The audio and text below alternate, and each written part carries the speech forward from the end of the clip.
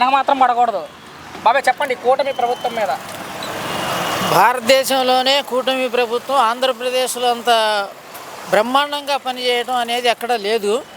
ఇలాంటి ప్రభుత్వం ఇంకో 15 ఏళ్ళు ఉండాలని ప్రజలు కోరుకుంటున్నారు. ఎందుకు 15 ఏళ్ళ పాటు ఉండాలి అని మీ ఉద్దేశం? అభివృద్ధి, సంక్షేమం. ఆ, గత 5 ఏళ్ల పాలకులలో అభివృద్ధి శూన్యం, అప్పులు ఎక్కువ. 10 లక్షల కోట్ల అప్పులు చేసి ప్రజలు నెత్తి మీద చేసి ఒక్క అభివృద్ధి ప్రాజెక్టు కూడా చేయలేదు. ఒక్క పరిశ్రమ తేలా, ఒక యువతకు ఉపాధి లేదు, అప్పులు తప్ప.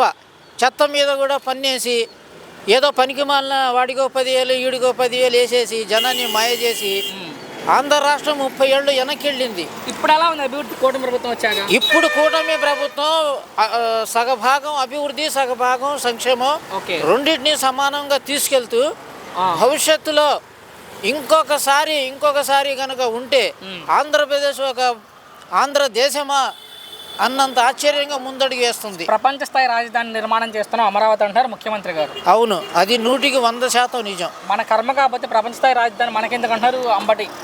అది అలాంటి బావిలో కప్పలకి అభివృద్ధి అంటే ఏమిటో తెలియదు. దోపిడీ తప్ప, దోచుకుంటాం తప్ప. అసలు వాళ్ళు రాజకీయ నాయకులు కాదు, వాళ్ళు ఒక బందిపోటు దొంగలు. వాళ్ళు ఉన్నప్పుడు రాజధాని పరిస్థితి ఎలా ఉంది అంటే? అసలు రాజధాని ఎక్కడుంది? రాజధాని వేసిన రోడ్లు కూడా అమ్ముకున్నారు. ఒక్కొక్క పైపు 50,000 విలువ చేసే పైపులు, కంకర్లు గింకర్లు మొత్తం అమ్ముకొని ధ్వంసం చేశారు. చివరిగా ఈ రోజు పెన్షన్ల బాబాయ్, దేశంలో ఎక్కువ పెన్షన్ ఇస్తే మన రాష్ట్రమే. భారతదేశంలో పెన్షన్లు ఇవ్వడంలో నెంబర్ 1 భారతదేశంలో మన రాష్ట్రం ముందుంది. భవిష్యత్తు ఆదాయం పెరిగితే మరింతగా పెంచుతామని సీఎం గారు కూడా చెప్పారు. ఫైనల్గా 75 ఏళ్ల వయసులో కష్టపడుతున్న ముఖ్యమంత్రి గురించి ఏం చెప్తారు చంద్రబాబు గారి గురించి?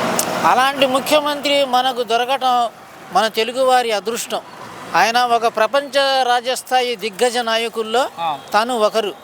అలాంటి నాయకుడు దొరకటం మన తెలుగువారి అదృష్టం. Thank you.